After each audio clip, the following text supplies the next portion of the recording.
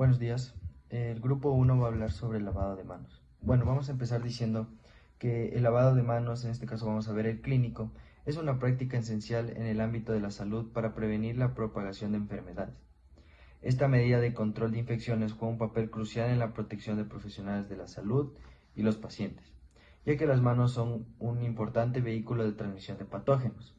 Hay que decir que la transmisión de microorganismos pueden ocurrir de manera directa o indirecta, y el lavado de manos clínico busca eliminar o reducir la carga microbiana presente en las manos, minimizando el riesgo de infecciones cruzadas.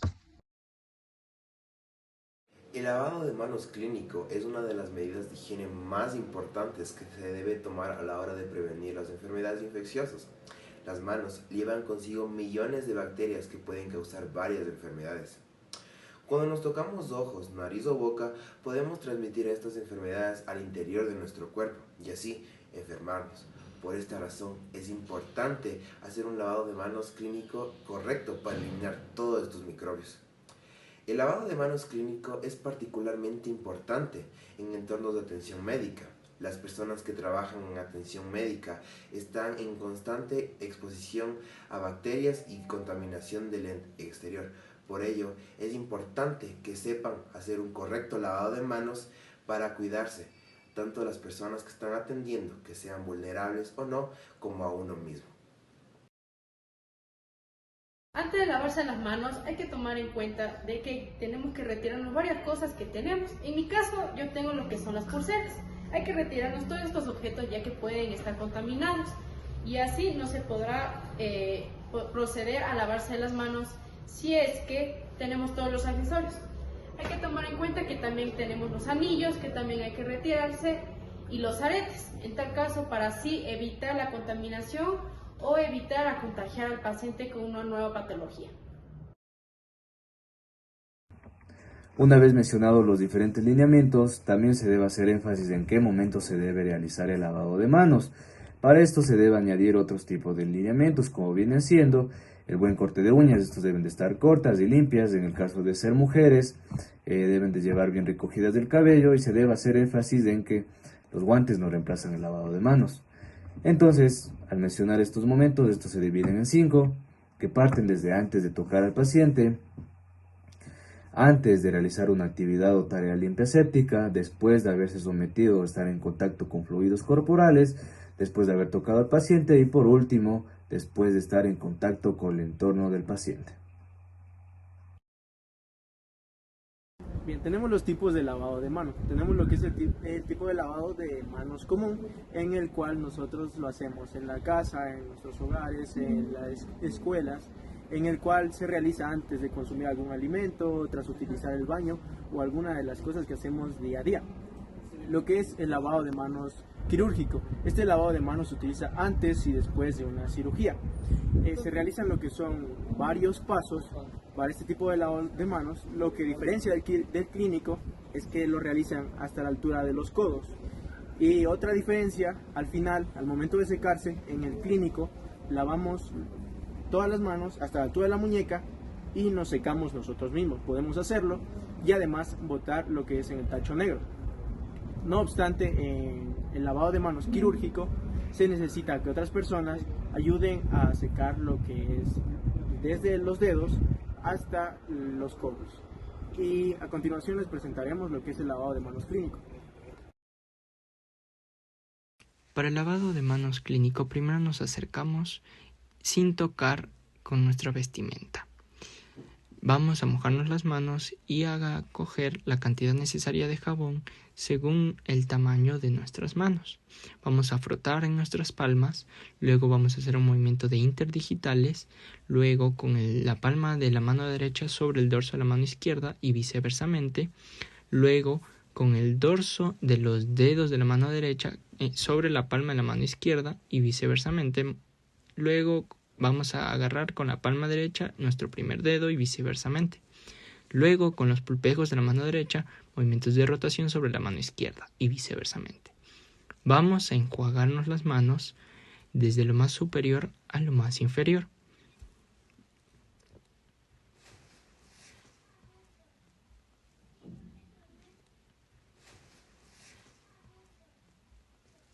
Luego vamos a coger papel según lo que necesitamos. Podemos realizar con 1 o con 2.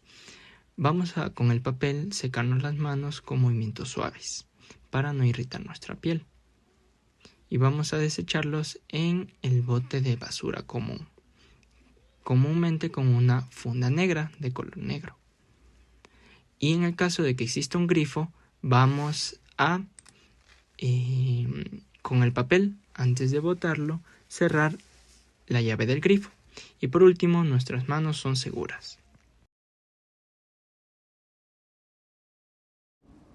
Paciente de 35 años sin antecedentes médicos relevantes acude a la clínica con fiebre de inicio súbito, dolor de garganta, congestión nasal y tos persistente. Refiere haber estado en contacto cercano con un familiar diagnosticado con influenza hace una semana. En el examen físico pudimos obtener que contaba con una temperatura arriba de los 38 grados centígrados, con su faringe enrojecida, rinorrea, tos seca persistente, malestar general y mialgias.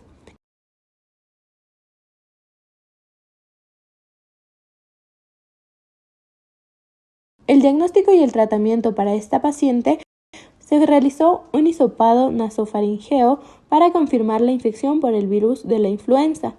Mientras se espera el resultado, se indica aislamiento por gotas y se inicia tratamiento sintomático con antipiréticos y analgésicos. Se aconseja reposo. Esta transmisión ocurre cuando partículas mayores de 5 micras generadas al hablar, toser o estornudar quedan suspendidas en el aire hasta 1 metro de distancia al hablar y hasta 4 metros al toser o estornudar. Algunos de los ejemplos son enfermedades invasivas por neumonía, por micoplasmas, gripe, rubiola, entre otras. Una vez que tengamos nuestras manos limpias y el área desinfectada, procederemos a ponernos la bata. Con nuestras batas, precautelando que estas no toquen el piso. Lo que procedemos a hacer es colocar nuestros brazos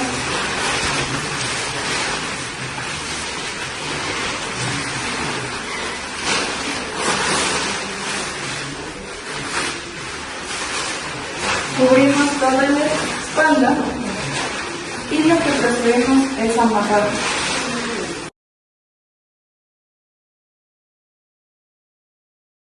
Por consiguiente, nos colocaremos el gorro a fin de no contaminar el área de trabajo con nuestro cabello previamente recogido. Enrollándolo y colocando a fin de cubrir todo nuestro cabello, sin dejar cabello. Ya. Ahora procederemos a colocarnos la mascarilla sosteniéndola de un extremo y del otro para que no se contamine.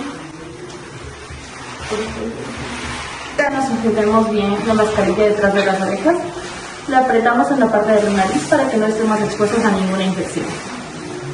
En el caso de que la mascarilla nos quede grande, debemos ajustarla y acomodarla de los extremos hacia la forma de nuestro rostro. Una vez estando puestas la bata, la mascarilla y el gorro, procedemos con las gafas. Las agarraremos de las patitas y nos las colocaremos.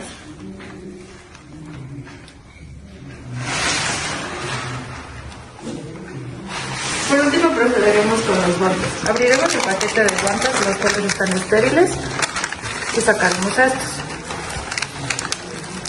Los abriremos y primero abriremos la parte superior y la parte inferior.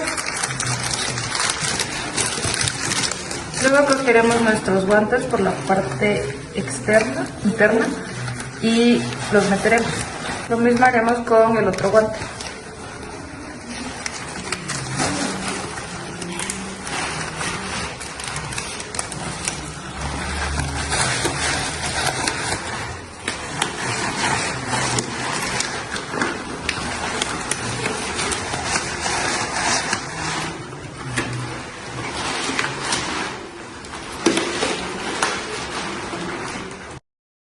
Para el retiro del EPP, primero nos quitamos nuestros guantes desde la parte externa con ayuda de nuestra mano libre y la envolvemos y realizamos el mismo procedimiento con nuestra otra mano pero desde la parte interna y después los botamos en los desechos biológicos tóxicos. Nos higienizamos las manos y para el retiro de la bata desatamos los nudos antes hechos y desde la parte interna nos vamos sacando la misma y realizando una envoltura para botarla en los desechos biológicos. Nos higienizamos las manos y estos pasos debemos realizarlos a 1 metro del paciente dentro de la misma sala de aislamiento por gota. Después, en la otra sala nos quitamos el gorro y lo botamos a los desechos biológicos, nos quitamos las gafas desde la parte posterior y las dejamos en la bandeja y nos quitamos la mascarilla desde las partes iguales posteriores y la botamos en los desechos biológicos. Después de cada uno de estos pasos realizamos la higienización de manos y finalmente el lavado de manos.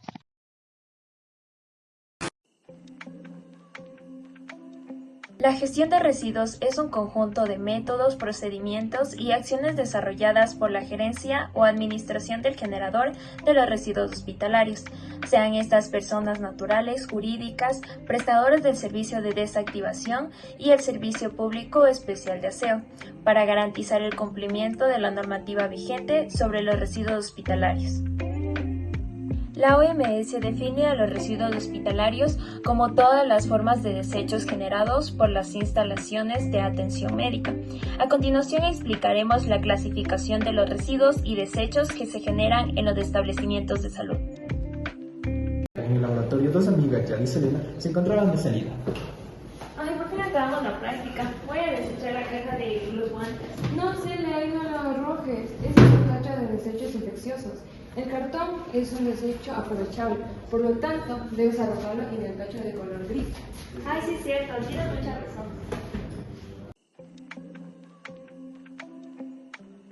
También existen lo que son los desechos no peligrosos o desechos comunes, que se los traducen como todo tipo de desechos que no entrañen ningún tipo de peligro biológico, químico, radioactivo o físico particular, como lo son papeles, cartones o restos de comida.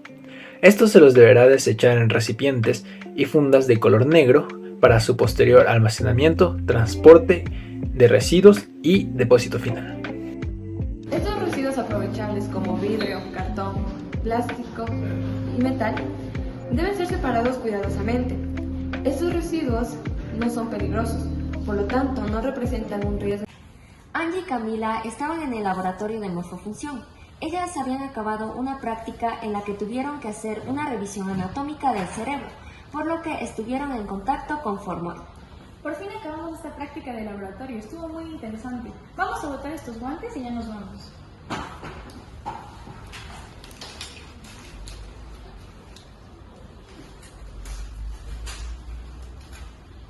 No, Cami, recuerda que los guantes ya son desechos infecciosos, por lo que tienes que botar en el tacho de basura rojo, no desde los comunes. Sí, tienes razón. Recuerda que los desechos sanitarios son todos los residuos peligrosos que se generan como consecuencia de las actividades para la atención e investigación médica y cuentan con características biológicas infecciosas, por lo que presenta riesgo para la salud y deben ser desechados en el tacho de desechos infecciosos, el de color rojo.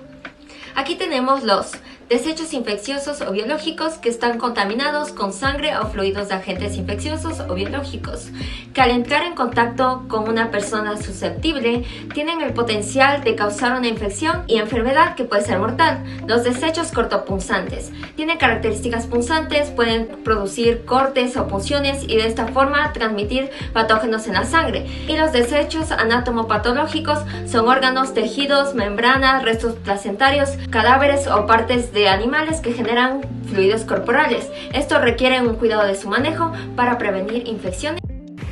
Los desechos farmacéuticos pueden ser no peligrosos, como los medicamentos caducados, que son de bajo riesgo sanitario, que por su naturaleza química se descomponen por agentes inertes del ambiente, o también pueden ser peligrosos, como lo son medicamentos caducados o que no cumplen con los estándares de calidad o especificaciones, que debido a su naturaleza son de alto riesgo para la salud y para el medio ambiente. Los desechos peligrosos incluyen sustancias corrosivas, reactivas, tóxicas, inflamables y radioactivas, representando un riesgo para la salud y el medio ambiente. Se dividen en desechos químicos, radioactivos, dispositivos con mercurio y otros desechos como baterías, cartuchos de tinta y envases contaminados. Es así que si no hay una correcta gestión de residuos en establecimientos de salud puede provocar varias consecuencias, como la propagación de enfermedades, contaminación del agua y del suelo, riesgos para el personal y la comunidad. Además, puede generar un impacto negativo en la salud pública, aumentar los costos de tratamiento y dañar la reputación institucional. Hola, el día de hoy les hablaremos de los residuos sanitarios. Bueno, ¿qué son los residuos sanitarios? Los residuos sanitarios se refiere a la práctica de separar y manejar correctamente los residuos de entornos médicos y de atención sanitaria de una manera segura. Esto previene infecciones. Los protocolos de aislamiento son medidas fundamentales para prevenir la propagación de enfermedades infecciosas en entornos de atención médica. Estos protocolos son barreras invisibles que nos protegen a todos. La bioseguridad requiere un conjunto de medidas mínimas a ser adoptadas con el fin de reducir o eliminar los riesgos para el personal, la comunidad y el medio ambiente que pueden ser producidos por agentes infecciosos, físicos, químicos y mecánicos. Seguir los protocolos de aislamiento y manejo seguro no solo protege a los profesionales de la salud, sino a toda la comunidad. El manejo inadecuado de los residuos sanitarios puede tener graves consecuencias ambientales y para la salud pública. Por eso la disposición incorrecta de los desechos médicos, como las jeringas y los materiales contaminados, puede contaminar los suelos y los cuerpos de agua, afectando a la biodiversidad y amenazando la seguridad del suministro de agua. Por ello, además de esto, se puede dar lugar a la propagación de enfermedades infecciosas, por lo cual un aislamiento adecuado puede generar la implementación de sistemas de gestión seguros y la promoción de la eliminación responsable. Es fundamental para mitigar todos estos riesgos y prever la salud, tanto del medio ambiental como de la gente que se encuentra en los hospitales, en los distintos sitios públicos, etc. Los residuos sanitarios se dividen comúnmente en dos categorías: residuos peligrosos y no peligrosos. Los residuos peligrosos incluyen objetos punzantes, productos químicos, medicamentos vencidos y materiales infecciosos. Los residuos no peligrosos abarcan elementos como papel, cartón, plástico provenientes de áreas bélicas no contaminadas. La gestión adecuada de estos residuos es esencial para prevenir riesgos ambientales y de salud pública. De residuos sanitarios están creados específicamente para recolectar, almacenar de manera temporal y transportar de manera segura todos los elementos que se utilizan en procesos médicos, ya sea de centros de salud u hospitales.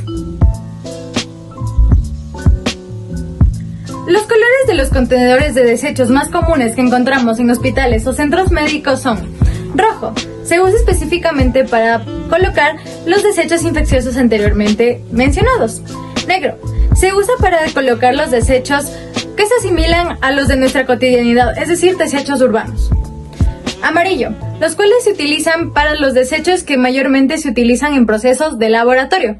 Y específicamente para los desechos cortopunzantes se utiliza un tipo de cubito que tiene una boquilla para que estos no salgan. Caso clínico. Personal de la salud con dudoso conocimiento de bioseguridad básica realiza una mala práctica médica al inyectar una vacuna con cero sanidad y sin usar su EPP. Al observar que no hay ni tacho rojo de desechos infecciosos ni tacho de desechos cortopunzantes, lo bota en el tacho de los residuos no contaminados. Lastimosamente, horas después, personal de limpieza hace su labor diaria, retirar la basura, y se encuentra con este objeto cortopunzante de la negligencia médica y se pincha. Si bien lo que le pueda pasar a nuestro paciente depende del fluido que contenga esta jeringa, estas son las cosas que podría contraer: enfermedades graves como VIH, hepatitis B y hepatitis C, infección inmediata en la zona, reacciones inmediatas como sangrado, hinchazón y dolor. Para que esta mala práctica médica no haya ocurrido, todo esto debió empezar en una zona 100% sanitizada. El médico a cargo debió revisar su zona de trabajo meticulosamente, viendo que nada le falte, incluyendo el tacho de residuos cortopunzantes.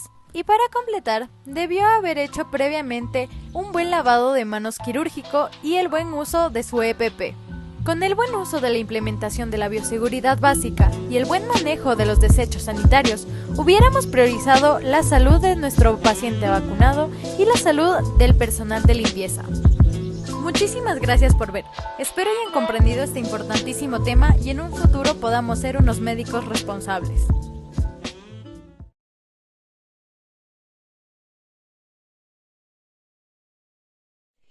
Buenos días, el día de hoy vamos a hablar acerca de los residuos hospitalarios y los desechos que se producen en los centros de salud. Entonces recordemos en sí que los residuos hospitalarios van a ser todos esos desechos que se van a producir en los centros de atención médica. Para ello es importante entonces su debida gestión. La gestión hace referencia entonces a esas acciones y esas medidas tomadas para poder clasificar a cada desecho dependiendo de su tipo y así poder cumplir con las normas de bioseguridad, garantizando así un ambiente sano y libre de infecciones para lo que corresponde a los pacientes, el personal de salud y la comunidad en general. Nosotros contamos con 3 tipos de desechos que van a ser los comunes, los infecciosos y los peligrosos. Comenzando con los desechos comunes, estos van a representar la mayoría con el 85% y vamos a poderlos desechar en el tacho que es de color negro con su respectiva funda negra de igual forma. Estos no van a representar un riesgo para la salud humana, ambiental ni mucho menos animal. Por otro lado, nosotros vamos a encontrar lo que son los desechos infecciosos que van a representar aproximadamente el 10%. Comenzamos entonces con los desechos sanitarios. Estos van a ser aquellos que cuentan con agentes patógenos y ya representan un peligro tanto para la salud humana como para la salud ambiental, puesto que su peligrosidad es biológico infeccioso. Esto entonces se los va a desechar en lo que es el tacho con la respectiva funda roja.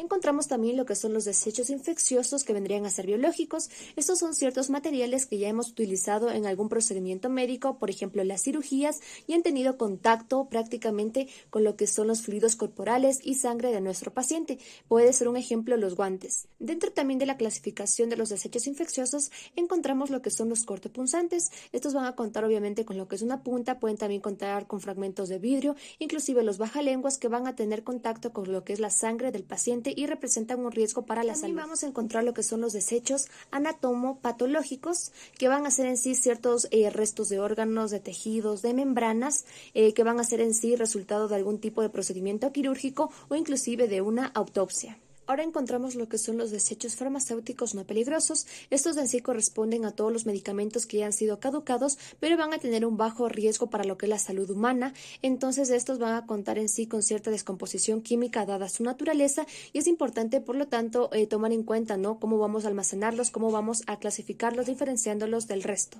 También se encuentran lo que son los desechos farmacéuticos que sí son peligrosos. Estos son aquellos medicamentos que ya han sido caducados pero no cuentan con especificaciones y tampoco con lo que son los estándares de calidad. Un tipo de ejemplo serían los citostáticos. Ahora hablamos de los desechos peligrosos, que estos van a representar en sí un 5% y de igual forma son desechados en el tacho con la funda roja respectiva. Hablamos por ejemplo de lo que son los desechos químicos. Este puede ser por ejemplo el formaldehído y puede generar ciertas laceraciones al entrar en contacto con la piel humana. Aquí también encontramos lo que son los desechos radioactivos que van a tener un alto grado de radioactividad. Usualmente se los utiliza para las radioterapias y un ejemplo vendría a ser el yodo radioactivo 131, así como el tecnecio 99.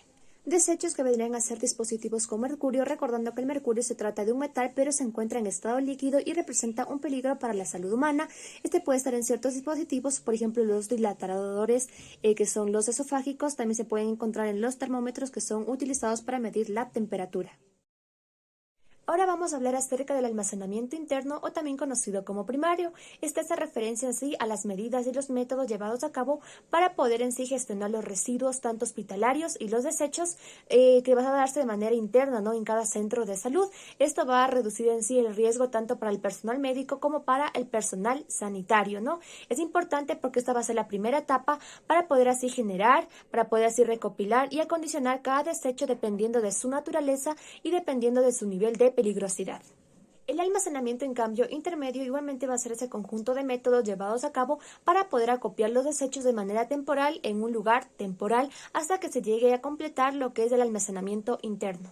El almacenamiento final hace ya referencia en sí al acopio final dentro de un establecimiento de gestión en donde van a encontrarse los desechos hasta que vengan los gestores externos para que se puedan llevar dichos desechos cumpliendo las normas de bioseguridad. Es importante que esto de almacenamiento final, las paredes sean lisas para que se las pueda lavar y asimismo las esquinas de las paredes sean de manera redonda para que los agentes infecciosos, los agentes patógenos no se apeguen en dichos lugares.